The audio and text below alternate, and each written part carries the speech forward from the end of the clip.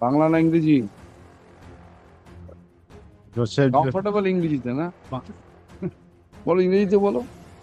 আমি পিটিশন আবেদনকারী হয়ে অ্যাপিয়ার করছি। Be comfortable, be comfortable. You cannot use English now. Yes, yes, yes. Our entire jurisprudence has developed on the language, and this is Anglo-Saxon jurisprudence. We have to rely on. কিন্তু কথা বলা যাবে না, এত অবদ্ধ ভাষা বাংলা। এদেশে রবীন্দ্রনাথ জন্মায় লেখে, সেখানে তো হতে পারে না, না? Very very. আমি অর্ডারটা order dated Order dated- September. Order date 9 September 2020। Senior has come. 23rd, Lordship, it has not complied, Lordship, partly complied, Lordship. কিভাবে হলো?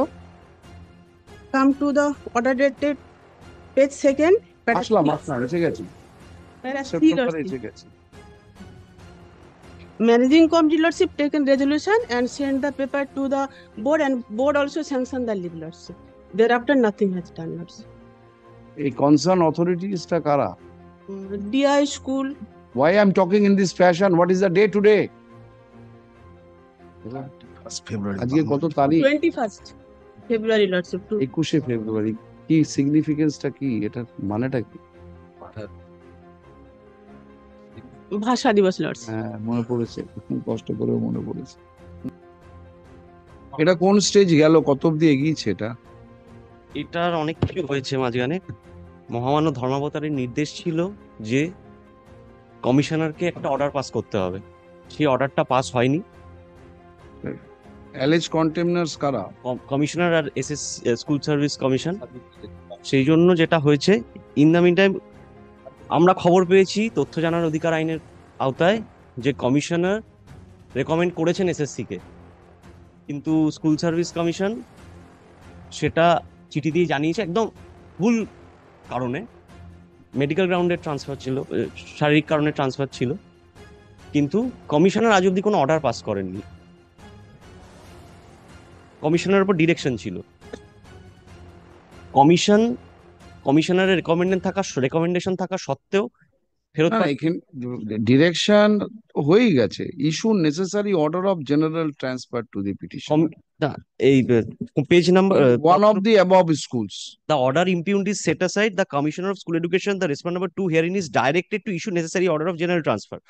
To any of the three schools. Three schools. আমি RTI তথ্য জানার অধিকার আইনে দরখাস্ত করেছিলাম, সেখান থেকে জানতে পারি, কাগজ আছে আমার কাছে, যে কমিশনকে বলা হয়েছিল দিয়ে দেওয়ার জন্য। কমিশন ভুল কারণ দেখিয়ে বলছে এটা দেওয়া যাবে না। তারপরে কমিশনার আর কোনো স্টেপ নেননি, কোনো পদক্ষেপ করেননি।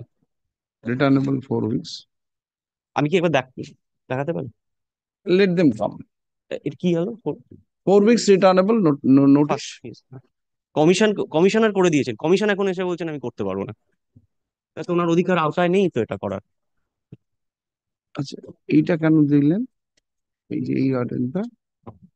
নমস্কার, নিউজ বাংলা চ্যানেলে আপনাদের স্বাগত। 21শে ফেব্রুয়ারি ভাষা দিবসে একটু অন্যরকম চমক কলকাতা হাইকোর্টে। বাংলা ভাষাতে মামলা লড়তে হবে ওই দিন। জাস্টিস বিশ্বজিৎ বসুর নির্দেশ দেন সকল আইনজীবীকে। শুরুতে আইনজীবীরা ইংরেজিতে মামলা শুরু করলে ধমক খান বিচারপতির কাছে। তিনি বলেন, যেই দেখে রবীন্দ্রনাথ জন্মেছেন সেখানে বাংলা ভাষায় কথা বলা কোনো অপরাধ নয়। আজকের মামলাটি শুরু হয়েছে যে বিষয় নিয়ে, সেটি হল এক শিক্ষক শারীরিক অসুস্থতার কারণে ট্রান্সফার আবেদন করে, কিন্তু স্কুল সার্ভিস কমিশন শিক্ষকের আবেদন গ্রহণ করলেও স্কুল কমিশন ব্যাপারটি নিয়ে মাথা ঘামাচ্ছে না। মামলাটি জাস্টিস বিশ্বজিৎ বসুর এজলাসে ওঠে। তিনি পুরো মামলাটি শোনেন এবং পরবর্তী শুনানির দিন দিয়েছেন। আপনারা যদি আমার চ্যানেলে নতুন হয়ে থাকেন তাহলে সাবস্ক্রাইব করুন। ধন্যবাদ।